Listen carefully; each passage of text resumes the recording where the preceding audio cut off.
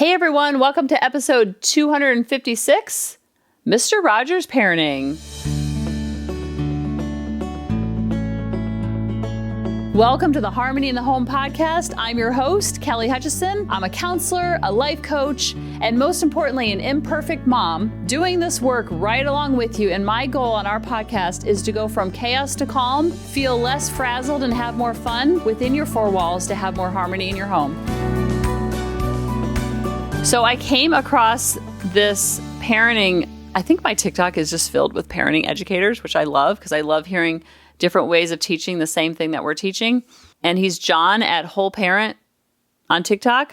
It says, helping you raise resilient kids with confidence. Check out my new podcast on his bio.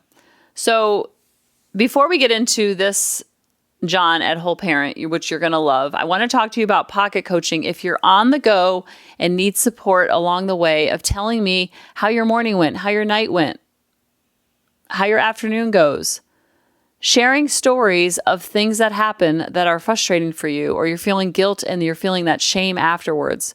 Pocket coaching is via Voxer, and it's like, Voxer is like walkie-talkie meets voicemail, where I can give you support along the way, and it can be on the go on your own time. So go to coachingkelly.com and go to Work With Me tab and sign up there. So I want you to listen to, I found this on scarymommy.com.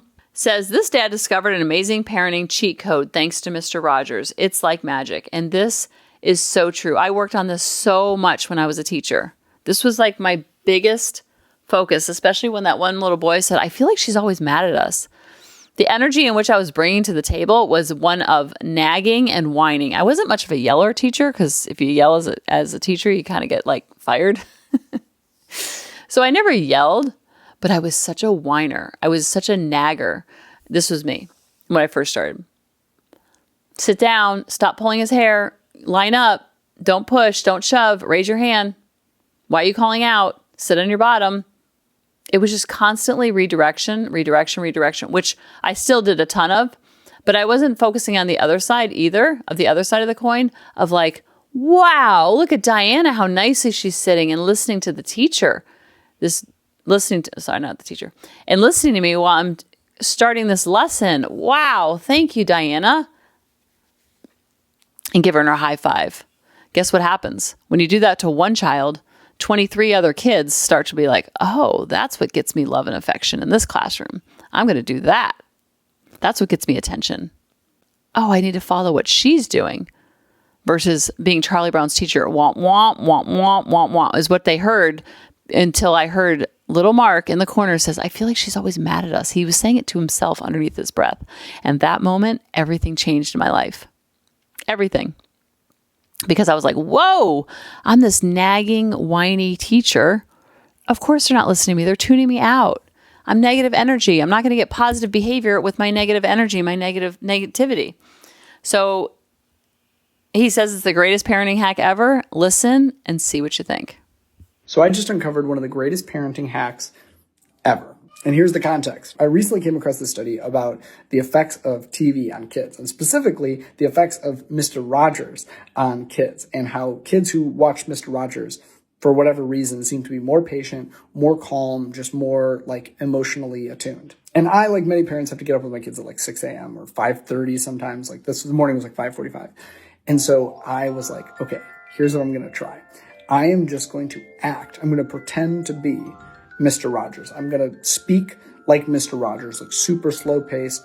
I'll do the impression for you in a moment, but like, I'm just going to be Mr. Rogers in the morning. I'm going to see what happens to my kids. I kid you not. My kids, who are usually bouncing off the walls in the morning, they're like usually tearing up the house and like going crazy. They were just like sitting with me calmly and patiently playing Lego. And all it took was me just acting like Mr. Rogers. I was just like calm and slow and just asking questions. Wow, we're making a plane. Boy, I feel like this plane needs to have some wings. I wonder which Lego would make good wings. Which color the wings should be. These children were just sitting around in a circle, attentively attuned to my every word. It's like magic. Isn't that good? And it's so true. And I can attest to this because I would have 23, 25 first graders staring at me. And I would talk in a very sing-songy voice. I wasn't speaking like Mr. Rogers. I would probably need to slow down, if anything. But I was talking in a very sing-song voice. And sometimes I would even talk in a whisper.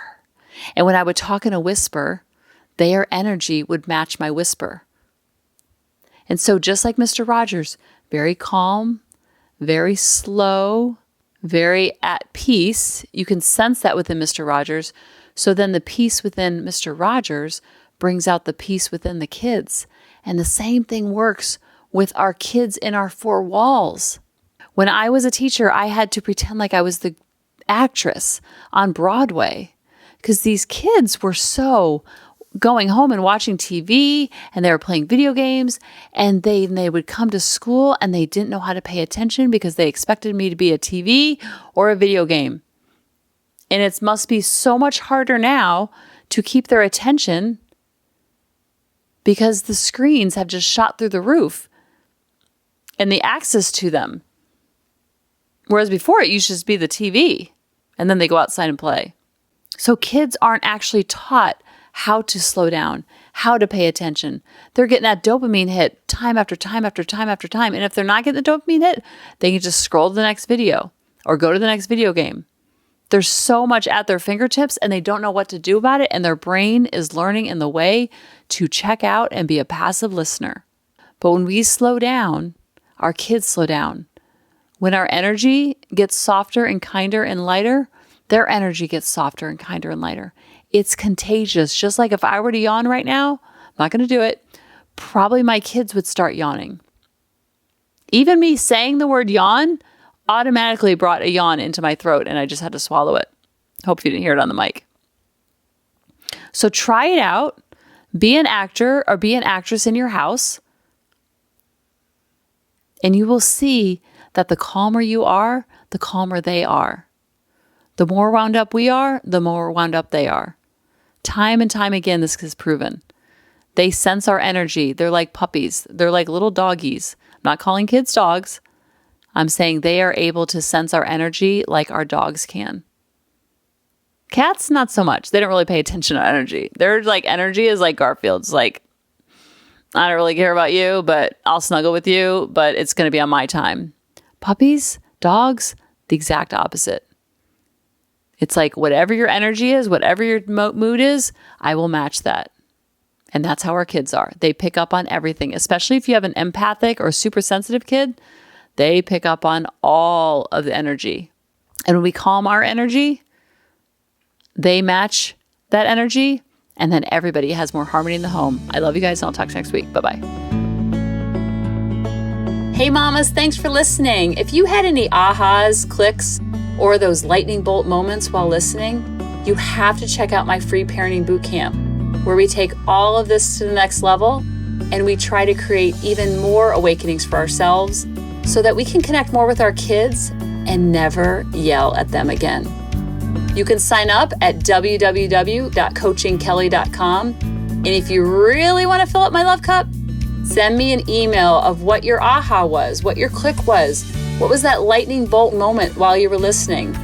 I want nothing more in life than for you to have harmony in your home and to learn how to be an imperfect mom like me, which allows your kids to be imperfect too, each and every day. Thanks for listening.